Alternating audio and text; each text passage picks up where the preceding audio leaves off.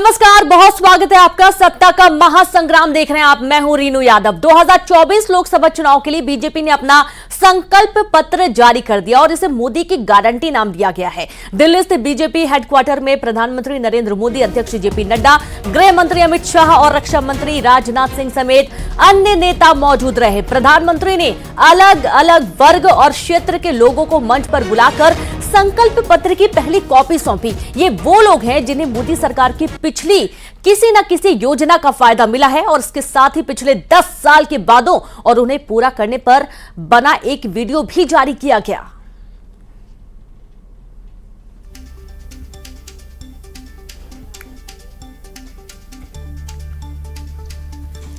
तो आज 24 का चुनावी रथ और आप ये देखिए कि संकल्प पत्र मोदी के गारंटी के आधार पर बनकर तैयार हुआ, जनता के सामने रखा गया और सबसे खास बात यह है कि इसमें हर वर्ग पर फोकस किया गया है। और आज आप ये देखिए कि बीजेपी जो भी काम करती है वो बिल्कुल हटकर करती है, क्योंकि आज जब संकल्प पत्र जारी किया गया उस दौरान बीजेपी ने उन लोगों को भी बुलाया, संकल्प पत्र उनको भी दिया गया जिन्होंने कभी न कभी किसी न किसी योजना के अंतर्गत फायदा लिया है।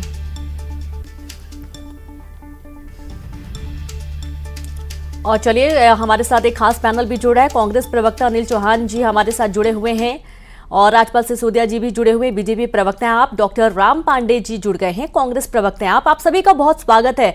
तो सबसे पहले तो राम पांडे जी आपके पास आते हैं, क्योंकि हम कुछ देर पहले आपको सुन रहे थे, आपका ये कहना था कि महंगाई पर बात नहीं की, रोजगार पर बात नहीं की। सर, सारे सेक्टर्स पर काम करने की बात कही जा रही है, क्या उससे रोजगार नहीं मिलेगा लोगों को? मोदी जी ने बातें की हैं पिछले 10 साल में। यदि वो बातें मोदी जी की सच होती और उन्होंने सच बोला होता तो आज हम अमेरिका से भी 25 गुना 25 टाइम्स बेहतर होते। इतनी उन्होंने बातें की, जैसे कि हम जो सर्व प्रचलित है कि 2 करोड़ युवाओं को रोजगार दूंगा। 2 करोड़ का मतलब हो गया 20 करोड़। 30 लाख सरकारी नौकरियां केंद्र सरकार की खाली पड़ी है। मतलब मोदी जी के डिपार्टमेंट में, मोदी जी के मंत्रालय में 30 लाख सरकारी नौकरियां खाली पड़ी हुई हैं। वो 30 लाख सरकारी नौकरियां नहीं दे सके और बात कर रहे थे कि मैं 20 करोड़ युवाओं को रोजगार दूंगा। तो ये नहीं लगता है कि मोदी जी हमेशा फेंकते हैं। बीच बीच में क्या कहा, 100 लाख करोड़ का पैकेज दे रहा हूं। मतलब हमारा जो भारत सरकार का बजट है वो 40 लाख करोड़ है, उससे भी 2.5 गुना ज्यादा उन्होंने फेंक दिया। 100 लाख करोड़ का पैकेज दूंगा। एक बार कहा 20 लाख करोड़ का पैकेज एमएसएमई के लिए। यदि वो 20 लाख करोड़ का पैकेज, मतलब जो हमारा बजट है उसका आधा, यदि 20 लाख करोड़ का इन्होंने पैकेज दे दिया होता तो आज दुनिया में कहीं भी बेरोजगारी होती, लेकिन हिंदुस्तान में बेरोजगारी नहीं होती।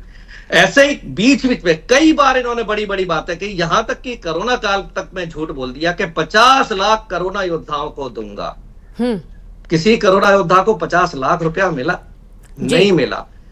2022 तक एमएसपी किसानों की जो आय, यानी कि ढेर सारी बातें आप लेकर आए हुए हैं। आपको रोकना चाहेंगे राम पांडे जी। हमारे साथ अनिल सिंह चौहान जी भी, ये भी कांग्रेस के प्रवक्ता हैं, साथ ही राजपाल जी भी जुड़े हुए हैं। राजपाल जी, बहुत बड़े लेवल पर ये पूरा मैनिफेस्टो मोदी की गारंटी के अंतर्गत हम देख पा रहे हैं। 5G को विस्तार देंगे, 6G को विकसित करेंगे, बीज से लेकर बाजार तक किसानों का ख्याल रखा जाएगा।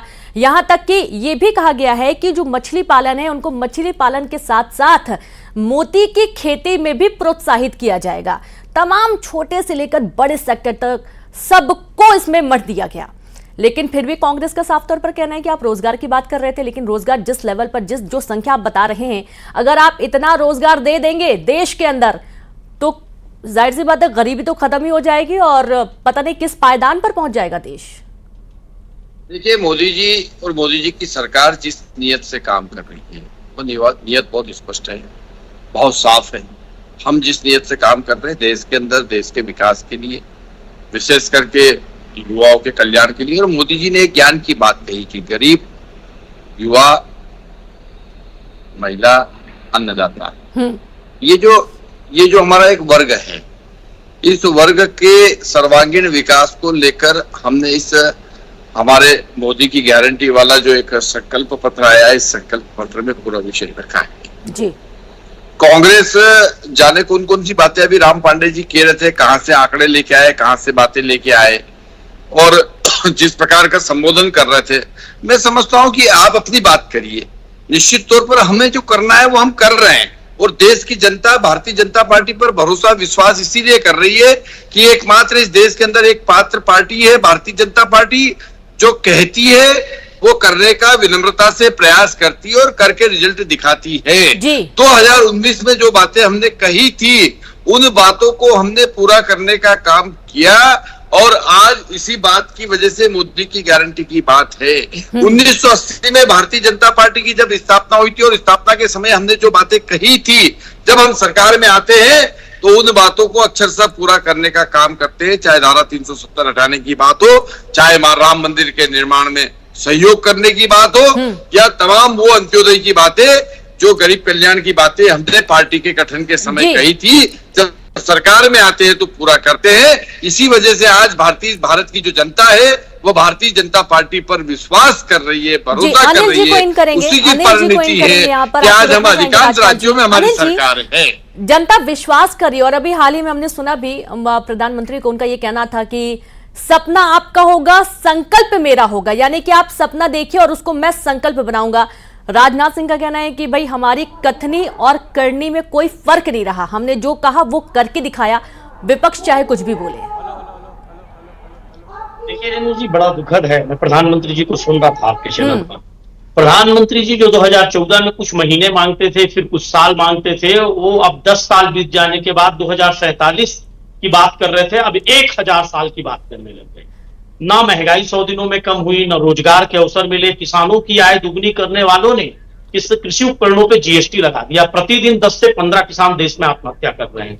किसानों को अगर कुछ मिला तो बिना मांगे कृषि बिल, और उसके नाम पर हजारों किसानों की शहादत। ये जो मोदी सरकार है, इसने लगातार जनतंत्र को, संविधान को, लोकतंत्र को आहत करने का काम किया। केंद्रीय एजेंसियों का जो दुरुपयोग हुआ, जिस तरह से आप देखिए, जो कहते थे हम लोग कि एक बराबर का मौका इलेक्शन में मिलता था हमेशा, आजादी के बाद से आज तक। आज विपक्ष के नेताओं को, चाहे वो किसी भी दल के, विपक्ष के नेता हैं और सरकार पर सवाल पूछ रहे हैं, तो उनको जेल में डाला जा रहा है। जो भ्रष्टाचारी हैं उन पर कार्रवाई की बात करते करते भ्रष्टाचारी सब भ्रष्ट लोगों को भाजपा में लेते गए आप, ईडी, आईटी, सीबीआई के माध्यम से भयादोहन करके। अदानी के पैसों से आपने नेताओं को खरीदा।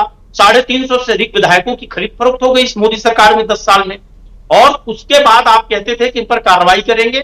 जैसे ही वो भाजपा ज्वाइन करते हैं, चाहे नवीन जिंदल का उदाहरण देख लीजिए, छगन भुजबल का देख लीजिए, अशोक चौहान का देख लीजिए, सीबीआई कहती है कि साहब अब इनके खिलाफ जांच बंद की जा रही, कोई तथ्य नहीं मिले।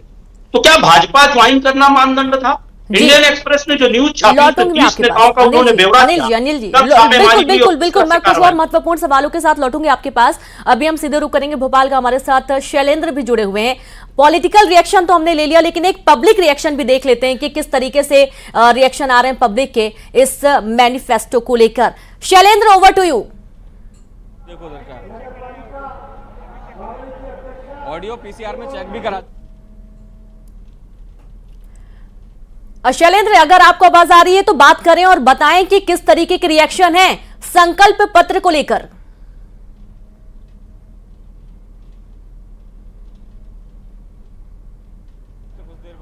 Hello hello hello hello hello. तो शायद शैलेंद्र को आवाज नहीं पहुंच पा रही, हम फिर से बात करने की कोशिश करेंगे। लेकिन आप ये देखिए कि मोदी की गारंटी में विकसित भारत और जो भी योजनाएं लाई गई हैं उसका और विस्तार करेंगे। अनिल जी के पास एक बार फिर से हम रुक करते हैं, जो कि बात हो ही रही थी। अनिल जी, अब जैसा कि आपने भी कहा ही है, आगामी 5 साल तो आप छोड़ दीजिए, सीधे विजन 2047 लक्ष्य निर्धारित कर लिया है बीजेपी ने।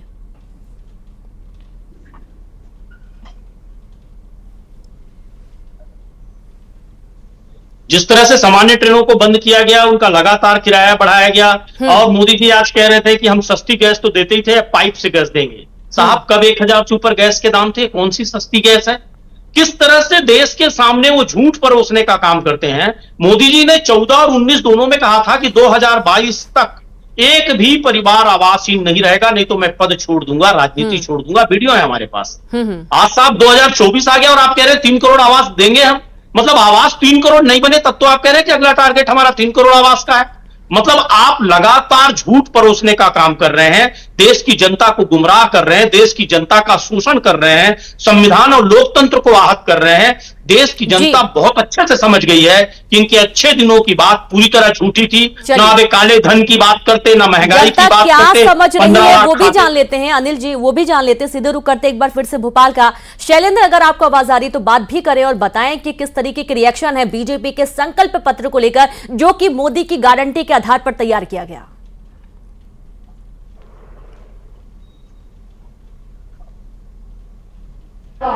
लोगों को विषय समझाएं, बताएं, मतदान के दिन मतदान। शैलेंद्र, आप हमें सुन पा रहे हैं तो बातचीत करें आम जनता से। बिल्कुल बिल्कुल बिल्कुल देखिए, तमाम जो लोग हैं उनसे हम एक करके बात करने का प्रयास करेंगे। बीजेपी ने आज अपना मैनिफेस्टो भी जारी कर दिया है। कहा है कि जनता सपने देखे, मोदी जी पूरा करेंगे। कैसे कर सकते हैं? मोदी जी ने आज मैनिफेस्टो भी जारी कर दिया, कहा कि जनता सपने देखे, पूरा मैं करूंगा। मोदी जी जो कहते हैं वो करके बताते हैं। पिछले 15 सालों की सरकार में मोदी जी ने कहा था हम गरीब को मकान देंगे, दिया। लाडली बहनों को जो आज सशक्तिकरण महिलाओं का हो रहा है वो भारतीय जनता पार्टी में हो रहा है। मोदी है तो मुमकिन है। मोदी जी कह रहे हैं कि सपने देखिए, साकार वो कर देंगे पूरे। 10 वर्षों में देश के हर युवा ने, नागरिक ने और जो मूल निवासी हैं उसने सपने देखे, उनको साकार किया है। मोदी जी के नेतृत्व में दुनिया में भारत का नाम आगे बढ़ रहा है। उनकी जो गारंटी है, उनके जो काम करने का तरीका है वह अद्भुत है, अकल्पनीय है, अविस्मरणीय है। आज बीजेपी का मैनिफेस्टो भी जारी हो गया है, गांव गरीब की चिंता की गई है। आप लोग अब मैनिफेस्टो को आगे कैसे लेके जाएंगे जनता तक?